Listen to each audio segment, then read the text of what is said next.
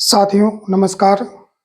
स्वागत है आप सबका हिंदी जीके पाठशाला के ऑनलाइन प्लेटफॉर्म पे। मैं प्रेम शंकर योगी आप सबका हार्दिक स्वागत और अभिनंदन करता हूं। साथियों आज अपन पढ़ने वाले हैं हिंदी विषय का महत्वपूर्ण टॉपिक है और टॉपिक का नाम है संज्ञा। बात करते हैं साथियों सबसे पहले संज्ञा की। तो संज्ञा के बारे में थोड़ा देखें तो कहा ऐसा जाता है कि संज्ञा एक क्या है साथ विकारी शब्द है। संज्ञा क्या है साथियों? संज्ञा एक विकारी शब्द है। बात करें कि संज्ञा एक विकारी शब्द है तो विकारी शब्द क्या होते हैं? सामान्य सी बात है, जब अपन ने शब्दों का वर्गीकरण देखा था, वो शब्दों के वर्गीकरण में अपन ने देखा था कि परिवर्तन के आधार पर, किसके आधार पर है? परिवर्तन के आधार पर शब्दों को दो भागों में विभाजित किया गया था। और वो दो भाग कौन कौन से साथियों? परिवर्तन के आधार पर दो शब्द थे। एक था विकारी शब्द और दूसरा था अविकारी शब्द। तो साथियों इन्हीं विकारी और अविकारी शब्दों की बात करें तो विकारी शब्द वे शब्द होते हैं जो लिंग वचन और काल के आधार पर परिवर्तित हो जाते हैं, विकारी शब्द कहलाते हैं। और अविकारी शब्द वे शब्द जो लिंग वचन और काल के आधार पर परिवर्तित नहीं होते हैं, वो अविकारी शब्द कहलाते हैं। बात करते हैं अपने संज्ञा की। तो संज्ञा एक क्या है? विकारी शब्द है। बात करें विकारी शब्दों की तो विकारी शब्दों में चार प्रकार के शब्द आते हैं। कितने प्रकार के शब्द आते हैं साथियों? चार प्रकार के शब्द आते हैं, जिसमें पहला शब्द आता है संज्ञा, दूसरा शब्द आता है जिसको बोलते हैं सर्वनाम, और जो तीसरा शब्द आता है उसका नाम है विशेषण है, और चौथा जो शब्द आता है उसका नाम है क्रिया। तो इस प्रकार साथियों विकारी शब्दों को चार भागों में बांटा गया है और चार भाग हैं संज्ञा, सर्वनाम, विशेषण और क्रिया। और आज अपन पढ़ने वाले हैं इसी विकारी शब्द का पहला भाग जिसका नाम है साथियों संज्ञा। अब बात करते हैं सबसे पहले संज्ञा की। संज्ञा क्या है? तो बात करते हैं संज्ञा क्या है। तो सामान्य रूप से संज्ञा के बारे में कहा जाता है कि संज्ञा एक क्या होता है? नाम होता है। इसको थोड़ा विस्तृत रूप से देखें तो इसका मतलब होता है सम धन ज्ञा। बात करते हैं सम धन ज्ञा, इसका मतलब होता है किसी भी चीज का सम्यक ज्ञान। क्या होता है? सम्यक ज्ञान। बात करते हैं साथियों कि सम्यक ज्ञान क्या होता है? सम्यक ज्ञान का मतलब होता है किसी भी वस्तु के बारे में, किसी भी प्राणी के बारे में या किसी के भी बारे में संपूर्ण जो जानकारी होती है, उसी जानकारी को अपन क्या कहते हैं? संज्ञा कहते हैं। संपूर्ण जानकारी का मतलब कोई भी व्यक्ति है तो वो किस जाति का है, किस जाति के साथ साथ किस लिंग का है, किस लिंग के साथ साथ वो क्या है, यानी कि वो करता है, कर्म है या क्या है, वो सारी जानकारी। तो यही क्या होता है? संज्ञा होता है। तो बात करते हैं संज्ञा, और संज्ञा की सबसे पहले अपन क्या देखते हैं? परिभाषा। किसकी बात करते हैं साथियों? संज्ञा की परिभाषा की बात करते हैं। तो संज्ञा की परिभाषा क्या होती है? तो किसी व्यक्ति, प्राणी, वस्तु, स्थान व भाव के नाम को संज्ञा कहते हैं। क्या कहते हैं? किसी प्राणी, वस्तु, स्थान व भाव के नाम को संज्ञा कहते हैं। यानी कि किसी भी व्यक्ति का जैसे क्या हो सकता है? नाम हो सकता है। जैसे नाम है कमलेश, व्यक्ति का नाम हो गया। जैसे कोई भी प्राणी है तो प्राणी अपने पास में जैसे गाय आ गई। कोई भी वस्तु है तो वस्तु के जैसे अपने पास में पेन आ गया। फिर इसके साथ में स्थान की बात करें तो स्थान के अंदर अपने पास में जयपुर आ गया। फिर इसके बाद में भाव की बात करें तो भाव का मतलब जैसे दया आ गई या क्रोध है। इन सब का जो नाम होता है उन्हीं को अपन क्या कहते हैं साथियों? संज्ञा कहते हैं। अब बात करते हैं कि संज्ञा के भेद कितने हैं। तो बात करते हैं संज्ञा के भेद की। संज्ञा के भेदों की बात करें तो सामान्य तौर पर हिंदी में संज्ञा के तीन भेद माने जाते हैं। कितने भेद माने जाते हैं साथियों? सामान्य तौर पर हिंदी में संज्ञा के 3 भेद माने जाते हैं। पहला भेद जिसका नाम होता है व्यक्तिवाचक संज्ञा, व्यक्तिवाचक संज्ञा, और दूसरा जो भेद होता है उसका नाम होता है जातिवाचक संज्ञा, और तीसरा जो भेद होता है उसका नाम है भाववाचक संज्ञा। इस प्रकार संज्ञा के कितने भेद माने गए साथियों? संज्ञा के 3 भेद माने गए। कहीं कहीं और कुछ किताबों में यह कहा जाता है कि संज्ञा के 5 भेद होते हैं। नहीं साथियों, संज्ञा के 3 भेद होते हैं। जो आप अन्य किताबों में या अंग्रेजी विषय में आप 2 भेद और देखते हो वो जातिवाचक संज्ञा के भेद माने जाते हैं। और वो जातिवाचक संज्ञा के कौन कौन से भेद होते हैं उनकी भी अपन बात कर लें। तो जातिवाचक संज्ञा में एक तो होता है जिसे अपन बोलते हैं क्या, एक तो बोलते हैं समूहवाचक, समूहवाचक है, जातिवाचक संज्ञा होता है, और जो दूसरा होता है उसे बोलते हैं पदार्थ है, या उसी को बोलते हैं द्रव्यवाचक है, द्रव्यवाचक है, जातिवाचक है संज्ञा। इस प्रकार साथियों सामान्य रूप से देखा जाए तो हिंदी में संज्ञा के कितने भेद होते हैं? 3 भेद होते हैं। पहला भेद है व्यक्तिवाचक संज्ञा, दूसरा भेद है जातिवाचक संज्ञा, और तीसरा भेद है भाववाचक संज्ञा। इसी जातिवाचक संज्ञा के 2 भेद हैं, एक है समूहवाचक जातिवाचक संज्ञा और एक दूसरा है पदार्थ या द्रव्यवाचक जातिवाचक संज्ञा। इस प्रकार अपन देखते हैं कि ये संज्ञा का क्या है, सामान्य परिचय। संज्ञा एक विकारी शब्द है। विकारी शब्द की बात करें तो विकारी शब्द परिवर्तन के आधार पर शब्दों का एक भेद है। परिवर्तन के आधार पर शब्दों को 2 भागों में बांटा गया है। पहला है उसे बोलते हैं अपन कौन से शब्द हैं, विकारी शब्द, और दूसरा है अविकारी शब्द है। और बात करते हैं उन्हीं विकारी शब्दों में अपना कौन आता है, संज्ञा। बात करें विकारी शब्दों की तो वे शब्द जो लिंग, वचन और काल के आधार पर परिवर्तित होते हैं उन्हें विकारी शब्द कहते हैं। और विकारी शब्द मूल रूप से 4 प्रकार के होते हैं। पहला संज्ञा होता है, दूसरा सर्वनाम होता है, तीसरा विशेषण होता है, और चौथा आपकी क्रिया होती है। और इसी में अपन बात करते हैं संज्ञा की परिभाषा। तो परिभाषा सामान्य सी और सरल सी परिभाषा है। परिभाषा है किसी व्यक्ति, प्राणी, वस्तु, स्थान व भाव के नाम को क्या कहते हैं, संज्ञा कहते हैं। जैसे व्यक्ति की बात करें तो कमलेश है, प्राणी की बात करें तो गाय है, वस्तु की बात करें तो पेन है, फिर उसके बाद में स्थान की बात करें तो जयपुर है, और भाव की बात करें तो दया और क्रोध यानी भावनाओं की बात करें। इस प्रकार कहते हैं कि संज्ञा के भेद कितने होते हैं? संज्ञा के सामान्यतया 3 भेद होते हैं। पहला भेद है जिसका नाम है व्यक्तिवाचक संज्ञा, दूसरा भेद है जिसका नाम है जातिवाचक संज्ञा, और तीसरा भेद है जिसका नाम है भाववाचक संज्ञा। कहीं कहीं किताबों में आपको 5 भेद मिलते हैं जो सामान्य रूप से जातिवाचक संज्ञा के ही भेद हैं। और वो कौन कौन से हैं? समूहवाचक जातिवाचक संज्ञा, और दूसरा है पदार्थवाचक या द्रव्यवाचक जातिवाचक संज्ञा।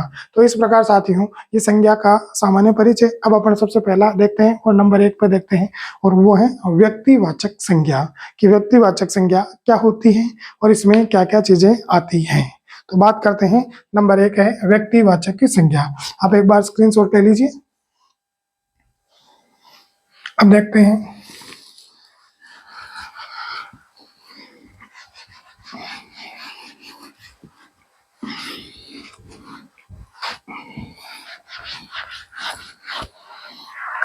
और वो देखते हैं साथियों, हेडिंग लगा दीजिए आप, और आपका हेडिंग रहेगा वो रहेगा व्यक्तिवाचक संज्ञा। साथियों तो हेडिंग अपना रहेगा वो है व्यक्तिवाचक संज्ञा। क्या होता है व्यक्तिवाचक संज्ञा में? कहा जाता है कि व्यक्तिवाचक संज्ञा किसी प्राणी विशेष या व्यक्ति विशेष की जानकारी देती है।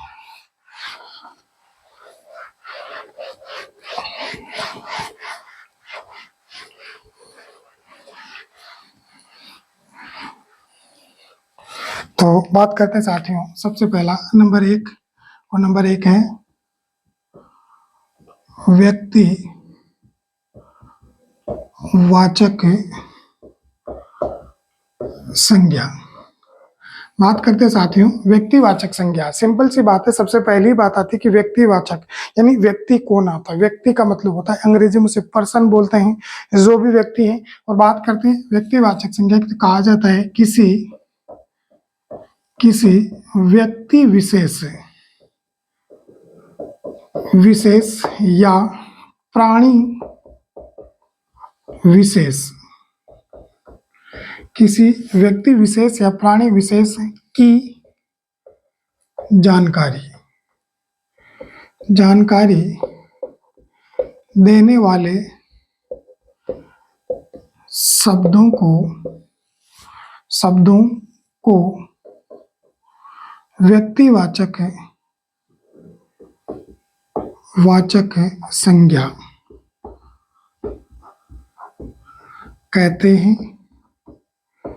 क्या कहते हैं? व्यक्तिवाचक संज्ञा कहते हैं। अब बात करते हैं कि साहब व्यक्ति विशेष की बात करें, यानी कि जो भी व्यक्तिवाचक संज्ञा होगा वो कहीं न कहीं क्या होगा, एक वचन होगा। क्या होगा साथियों? एक वचन होगा, यानी कि किसी एक व्यक्ति की जानकारी, किसी एक वचन या व्यक्ति की जानकारी देने वाले शब्द क्या कहलाते हैं? व्यक्तिवाचक संज्ञा कहलाते हैं। अब आप कहोगे जैसे, तो जैसे की बात करें तो जैसे में अपन देख सकते हैं, जैसे व्यक्ति का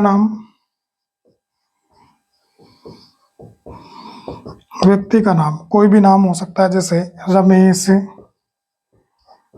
सुरेश, सीता, गीता। फिर इस एक में विशेष बात आती है और वो आती है विशेष व्यक्ति, यानी विशेष व्यक्ति यानी ऐसे व्यक्तित्व या ऐसे व्यक्ति जो विशेष हो या सर्वश्रेष्ठ हो। क्या हो? इसी के साथ क्या हो? सर्वश्रेष्ठ हो। तो वहां पर भी क्या होता है साथियों? व्यक्तिवाचक संज्ञा होती है। जैसे एक शब्द बहुत प्रचलन में है, शब्द का नाम है ईश्वर। अगर इसको ईश्वर के साथ में एक शब्द है परमात्मा,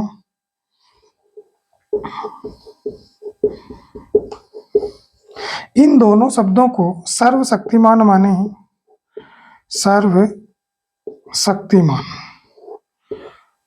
सर्वशक्तिमान माने तो ये व्यक्तिवाचक संज्ञा के शब्द होते हैं। मगर अगर इनमें यह माने कि जैसे ईश्वर है, और ईश्वर किसी व्यक्ति का नाम माने तो भी व्यक्तिवाचक में आता है, मगर ईश्वर भगवान के लिए प्रयुक्त हो या अपने देवी देवताओं के लिए प्रयुक्त होता है तो वो कहीं न कहीं जातिवाचक में चला जाता है। मगर सर्वशक्तिमान में ये किस में आ जाता है साथियों? ईश्वर किस में आता है? ये ईश्वर आपका व्यक्तिवाचक में आता है।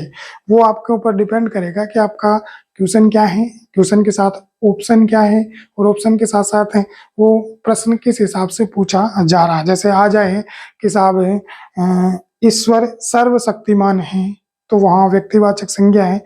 और कह दें कि साहब सभी मंदिरों में ईश्वर विराजमान है, तो वहां जातिवाचक होता है। तो बात करते हैं इसके बाद में। फिर इसके बाद में आता है जैसे किसी वस्तु का नाम,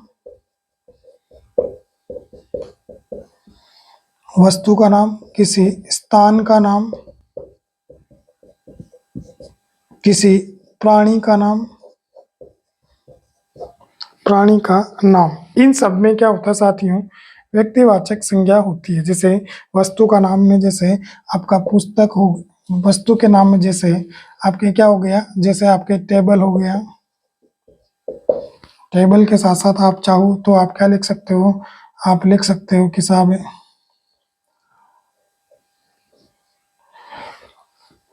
फिर इसके साथ साथ में आपका क्या लिख सकते हो? आप पेन लिख सकते हो आदि। फिर इसके बाद में स्थान के नाम में आपका जयपुर हो गया, ताजमहल हो गया, चित्तौड़गढ़ हो गया। ये सब स्थान के नाम हैं, तो किस में आएंगे? ये आपके हो जाएंगे। जैसे प्राणी के नाम में बात करें तो जैसे प्राणी के नाम में आपके पास में जैसे आ सकता है, जैसे कि आपके कौन सी वो गाय है जो देवताओं के पास होती है, गाय का नाम क्या है? उसे दे कामधेनु गाय। कौन सी गाय? कामधेनु गाय हो गई। या इसी के साथ साथ अपन देखते हैं एरावत हाथी, एरावत हाथी, या इसके साथ साथ अपन देख सकते हैं और इसमें देख सकते हैं जैसे जैसे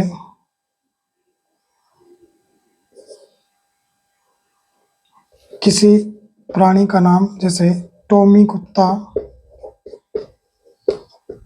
आदि, ये सब किस में आते हैं साथियों, ये आपके किस में आते हैं, व्यक्तिवाचक की संज्ञा में आते हैं। इसी के साथ साथ में अपन देख सकते हैं साथ में विशेष पुस्तकें, विशेष पुस्तकें, और विशेष पुस्तकों में रामायण, कुरान, गुरु ग्रंथ साहब, गुरु ग्रंथ साहब, ये सब भी किस में आते हैं, व्यक्तिवाचक में आते हैं। इसी के साथ साथ अपन देखना चाहे साथियों, और इसके साथ साथ अपन देखना चाहें तो क्या है, जैसे पौराणिक धर्म, जो विशेष पुस्तकें कह लीजिए, इनको ही पौराणिक धर्म ग्रंथ कह सकते हैं। क्या कह सकते हैं, पौराणिक धर्म ग्रंथ। ये सब किस में आते हैं, ये सब आपके आते हैं किस में, व्यक्तिवाचक की संज्ञा में। फिर इसके बाद में संज्ञा का दूसरा भाग देखते हैं, और दूसरे भाग का नाम है वो है जातिवाचक संज्ञा। तो बात करते हैं साथियों, संज्ञा का दूसरा भाग देखते हैं, और दूसरे भाग का नाम है वो है आपका क्या, जातिवाचक संज्ञा।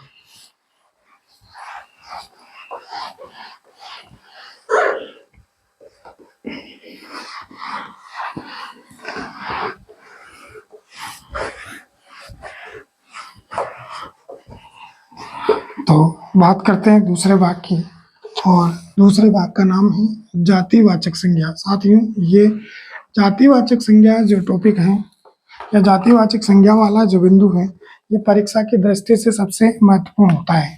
तो बात करते हैं दूसरा, और वो है, दूसरे का नाम है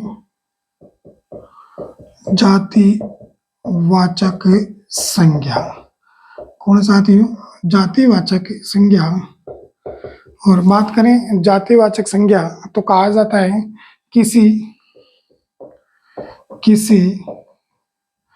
व्यक्ति, वस्तु व स्थान के समूह या जाति का बोध कराने वाले शब्दों को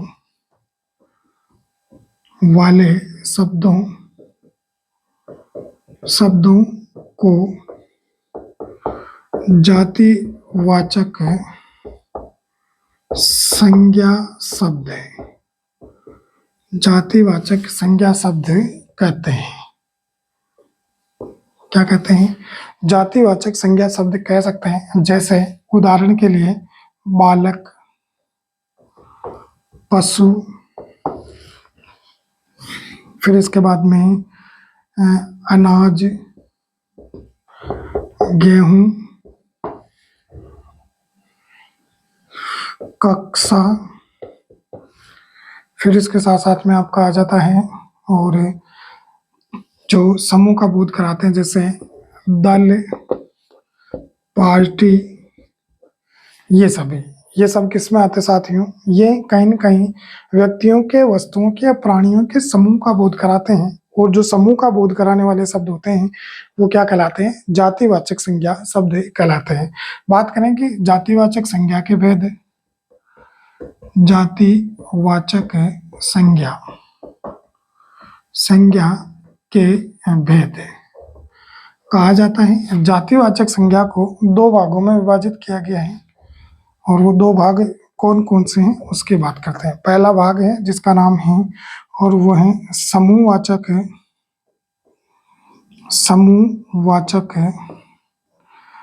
जातिवाचक संज्ञा।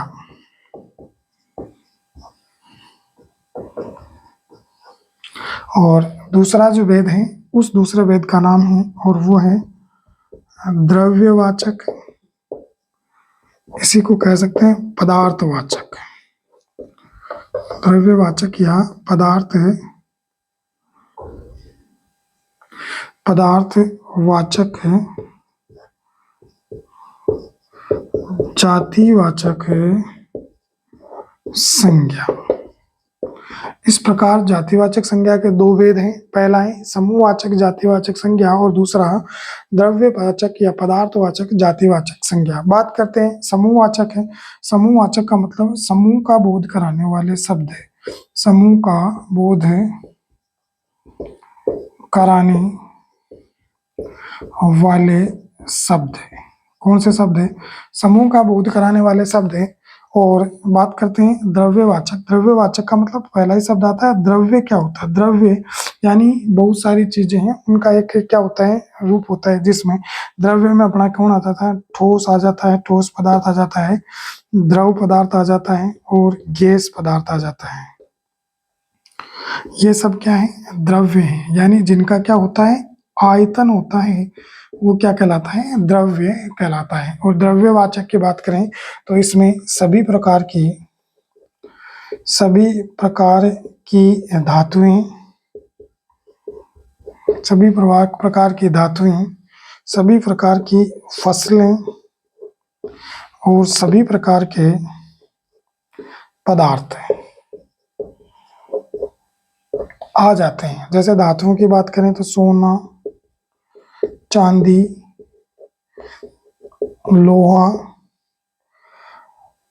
लोहा। फिर इसके बाद में फसलों की बात करें तो गेहूं, मक्का, बाजरा। और सभी पदार्थ की बात करें, पदार्थ में जैसे आ सकता है आपका ठोस पदार्थ है, द्रव पदार्थ है और गैस पदार्थ। ये सारे चीज किसमें आ जाते हैं? ये आते हैं जातिवाचक संज्ञा में। बात करते हैं साथियों, जातिवाचक संज्ञा में कुछ विशेष नियम भी हैं और कुछ विशेष नियमों के साथ साथ कौन सी संज्ञा जातिवाचक की व्यक्तिवाचक में बदल जाती है, कौन सी व्यक्तिवाचक की संज्ञा जातिवाचक में बदल जाती है, इन सब का अध्ययन अपन कल की क्लास में करेंगे। क्योंकि साथियों थोड़ा समय अभाव है आज, इसलिए इतना ही हो पाएगा। तो आज अपन ने देखा था संज्ञा। संज्ञा क्या है? तो सामान्य रूप से विकारी शब्द है। विकारी शब्द क्या होते हैं? लिंग वचन काल के आधार पर परिवर्तन होने वाले शब्द होते हैं। फिर संज्ञा की परिभाषा देखी और परिभाषा के साथ संज्ञा के भेद देखे। भेद में अपन ने व्यक्तिवाचक भेद देख लिया था और दूसरा जातिवाचक देख लिया था। कल जातिवाचक संज्ञा के कुछ विशेष नियम और विशेष नियमों के साथ साथ आपकी भाववाचक संज्ञा की जानकारी के साथ अपने क्लास को क्या कर देंगे, या अपने टॉपिक को पूरा कर लेंगे। मैं इस क्लास की समाप्ति से पहले आप लोगों से पुनः एक बार अनुरोध करूंगा कि हिंदी जीके पाठशाला के ऑनलाइन प्लेटफॉर्म जो यूट्यूब चैनल है, इसको आप ज्यादा से ज्यादा सब्सक्राइब करें, अपने साथियों से भी सब्सक्राइब करवाएं।